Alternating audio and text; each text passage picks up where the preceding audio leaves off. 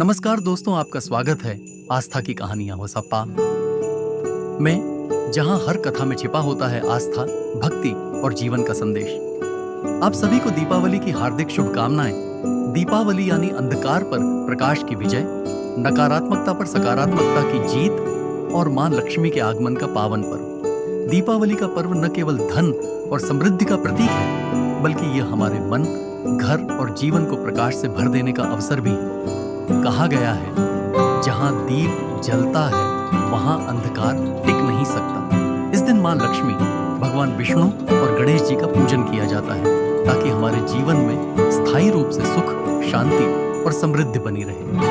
शाम के समय स्नान करके स्वच्छ वस्त्र धारण करें। उत्तर या पूर्व दिशा की ओर मुख करके एक चौकी लगाएं। चौकी पर लाल कपड़ा बिछाएं और उस पर गणेश जी और लक्ष्मी जी की प्रतिमा या चित्र स्थापित करें। यदि नई मूर्तियां नहीं हैं, तो घर की मूर्तियां भी चलेगी। साथ ही भगवान विष्णु के प्रतीक के रूप में एक सुपारी भी स्थापित करें। अब सोने चांदी की वस्तुएं और धन रखें, क्योंकि ये मां लक्ष्मी के स्वरूप माने जाते हैं। जो भी आपने धनतेरस पर खरीदा है, उसे भी चौकी पर रख दें। अब कलश स्थापना करें।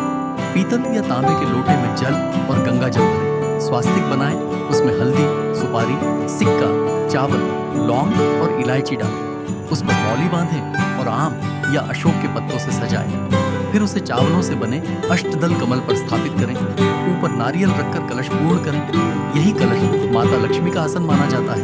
अब चावलों से स्वास्तिक बनाकर उस पर सरसों के तेल का अखंड दीपक जलाएं। यह दीपक पूरी रात जलना चाहिए।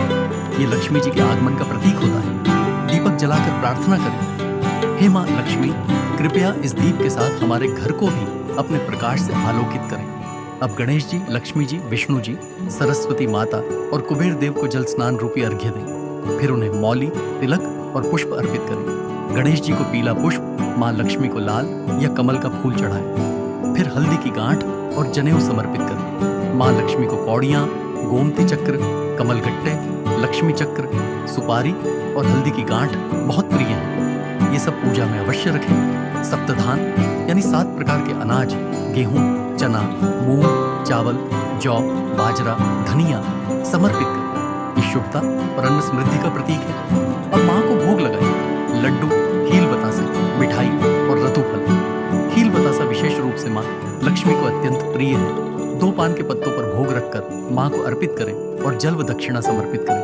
अब दीपावली की कथा सुने या पढ़ें। कथा सुनने से घर में शुभ ऊर्जा और दिव्यता का संचार होता है।